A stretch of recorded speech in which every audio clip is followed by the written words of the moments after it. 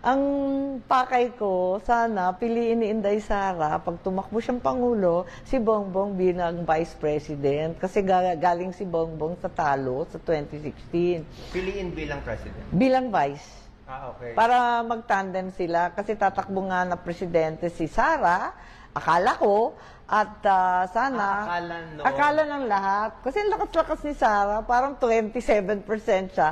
Lahat nangungulelat, 14, 13. Ang layo niya talaga sa lahat. Ano to, mga... mga April 2021. She was way ahead talaga naman. Alam naman natin, walk over yon kung tumakbo siya noon. Kayo ang lumapit sa kanya. Oo, kami ni Bongbong pumunta. Sabi ko, mag-happy birthday tayo. Baka sakali swertehin tayo. Ang daming pumunta sa Davao noon. Lahat nag-o-audition para maging vice. Tapos, yun nga, ang nangyari, ayaw na ni Sara na tumakbo. Hindi na niya gustong president o vice president man. Sabi niya, hindi bale na, dito na ako sa Davao. Walang gulo. Ako magme-mayor. End of story. Ayoko na dyan, magulo.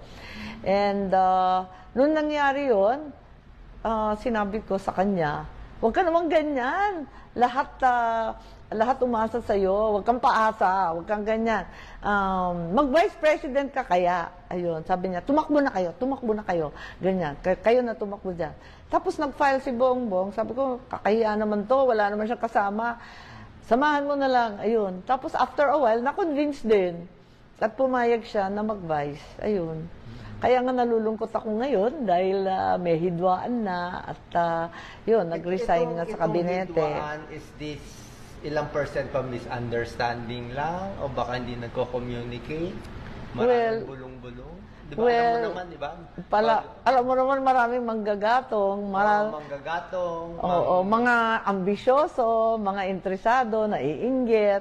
So, sinisiraan yung isa sa isa. At yun, naintindihan namin at nakikita ko naman, grabe naman ang upak, ang banat, ang tiis ni VP. Kaya wala na siguro kailangan magtanong. Obvious naman kung ano nangyari.